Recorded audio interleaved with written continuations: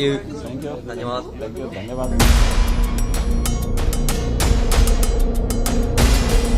उत्तर प्रदेश के मुख्यमंत्री योगी आदित्यनाथ का फैन क्लब बढ़ता जा रहा है। जापान की जेनजी सीएम योगी की दीवानी हो गई है। जापान के बच्चों में सीएम योगी के साथ फोटो खिंचवाने की होड़ लग गई। लेकिन इसी बीच एक शानदार खेल हुआ। सबसे पहले आप जापान के इस बच्चे को देखिए। सीएम योगी के साथ सेल्फी लेने से पहले ये थोड़ा हिचक रहा था। ये सीएम योगी के नजदीक ना जाकर प्रोटोकॉल को फॉलो कर रहा था, मगर सीएम योगी ने इस बच्चे का हाथ पकड़ा और अपनी तरफ खींच लिया ताकि ये सेल्फी आराम से ले पाए। इसके बाद इस बच्चे ने सीएम योगी को हिंदी में धन्यवाद कहा।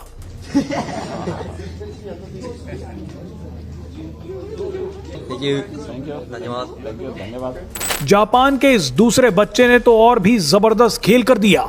ये सीधा सीएम योगी के पास आया और उनके कंधे पर हाथ रख लिया। उसके बाद कूल डूड स्टाइल में सेल्फी भी ली।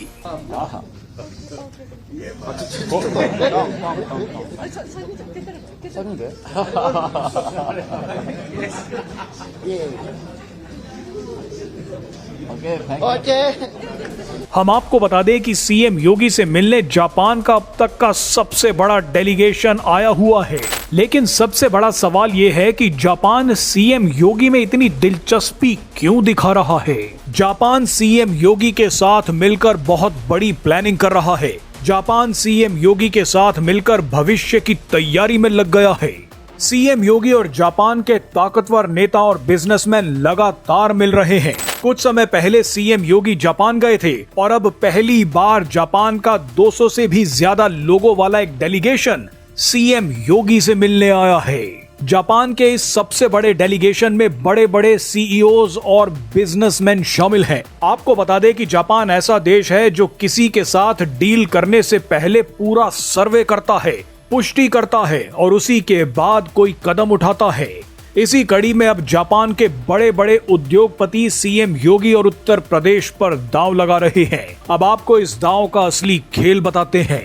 हाल ही में जापान ने एक बहुत बड़ा फैसला लिया जिसके तहत जापान अब दूसरे देशों को हथियार सप्लाई कर सकता है। ये जापान की डिफेंस पॉलिसी में एक बहुत बड़ा बदलाव था, क्योंकि जापान ने द्वितीय विश्व युद्ध के बाद से ही हथियार एक्सपोर्ट करने बंद कर दिए थे। लेकिन अब जापान अपने मिसाइल, फाइटर जेट्स और वॉरशिप्स जैसे हथियार मित्र देशों को एक्सपोर्ट करना चाहता है। इनमें भारत भी शामिल है। इसी कड़ी में जापान उत्तर प्रदेश में एक बड़ा डिफेंस कॉरिडोर बना सकता है। आपको बता दें कि जापान के डेलीगेशन और उत्तर प्रदेश की सरकार के बीच जो बातचीत चल रही है उसमें ये निकल कर आया है कि जापान उत्तर प्रदेश में defence, semiconductor, electronics, automobile, robotics और मैन्युफैक्चरिंग जैसे सेक्टर्स में भारी निवेश की योजना बना रहा है। सोचिए, अगर जापान ने उत्तर प्रदेश में हथियार बनाने शुरू कर दिए तो ये कितनी बड़ी जियोपॉलिटिकल घटना होगी। चीन कभी नहीं चाहता कि जापान ऐसा करे, लेकिन जापान उत्तर प्रदेश में इसकी प्लानिंग कर रहा है। आपको बता दें कि जापान ने उत्तर प्रदेश को चुनने से पहले पूरी रिसर्च की है। जापान ने देखा कि उत्तर प्रदेश के कई इलाके दिल्ली एनसीआर के डोर स्टेप पर हैं। आने जाने के लिए यमुना एक्सप्रेसवे है, कार्गो के लिए नोएडा इंटरनेशनल एयरपोर्ट है, बड़े पैमाने पर काम करने के लिए वेस्टर्न डेडिकेटेड फ्रेट कॉरिडोर भी है। इसके अलावा जापान देख चुका है कि उत्तर प्रदेश में ब्रह्मोस मिसाइलें बन रही हैं, AK-203 जैसी खतरनाक असॉल्ट राइफल्स बन रही हैं। इजराइल भी लगातार सीएम योगी से मिलता रहता है। ऐसे में जापान सीएम योगी और उत्तर प्रदेश पर दांव लगा रहा है। सीएम योगी अगर उत्तर प्रदेश की अर्थव्यवस्था को मजबूत नहीं करते तो दुनिया के देश उनके पास नहीं आते। खबर है कि जापान उत्तर प्रदेश में 3,191 करोड़ का निवेश कर सकता है, जिससे उत्तर प्रदेश में 10,000 से भी ज्यादा नौकरियां पैदा होंगी और उत्तर प्रदेश ग्लोबल स्टेज पर आ जाएगा।